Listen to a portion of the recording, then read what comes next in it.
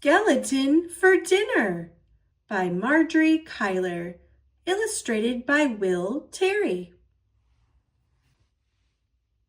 One day, Big Witch and Little Witch decided to brew a stew. They added all their favorite ingredients: shark fins and snake skins, spider silk and centaur's milk, catfish whiskers and banshee blisters. Big Witch took a taste. "This is so yummy," she said. "Let's invite our friends for dinner." "What fun," said Little Witch. "I'll make a list. Ghost, Ghoul, and Skeleton," boomed Big Witch. "We must have Skeleton for dinner." Just then, Skeleton was clickety-clacking up the hill. As he reached the top, he saw Little Witch's list pegged to a tree. He heard what Big Witch said to Little Witch. "For dinner, Ghost, Ghoul, Skeleton." "I think they want to have me for dinner," cried Skeleton. "I don't want to be eaten." His bones began to quake and shake. Before the witches saw him, he rat-a-bat-tatted down the hill and jingle-jangled as fast as he could to Ghost's.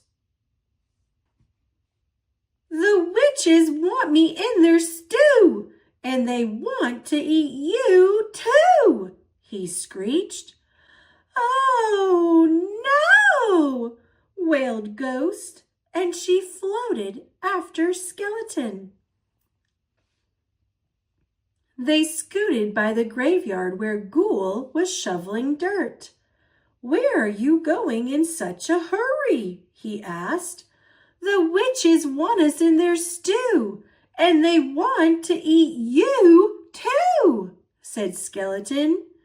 "Yikes!" shouted Ghoul. "Let's go hide," and he dashed after the others.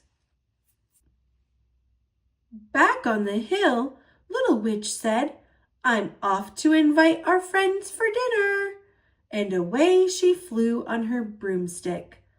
But when she got to Skeleton's, he was nowhere to be seen. "Maybe he's at Ghost's," thought Little Witch.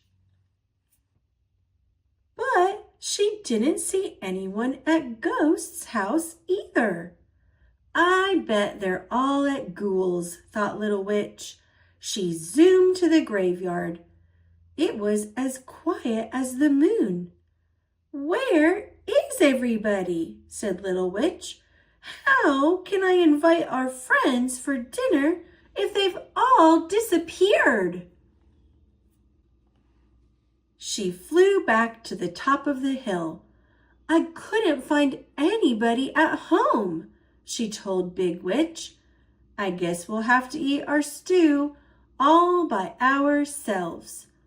And I was really looking forward to our party." She took down the sign and began to cry. Crow flew down and picked it up. "I think I know what's wrong," he cawed, and off he flew, flapping his wings. He went to Skeleton's? No skeleton. He went to Ghost's? No ghost. He went to Ghoul's? No Ghoul. And then he saw footprints leading into the woods. He followed them to a big tree. Up, up, up he flew. "What are you doing here?" asked Skeleton. "I came to tell you that the witches want you to come for dinner." "You mean they want to eat us for dinner?" said Skeleton. "No, They want to have you for dinner, said Crow. That means invite you for dinner. Oh, said Skeleton. Well, that's different from what I thought. I'm hungry. Let's go. So Skeleton, Ghost, and Ghoul came down from the tree. They picked some poison ivy to take to the witches for their stew.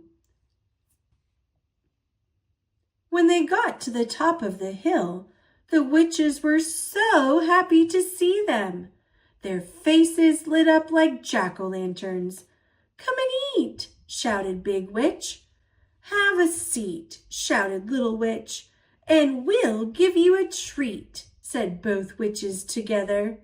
It looks so yummy, said Skeleton, that I wish I had a tummy.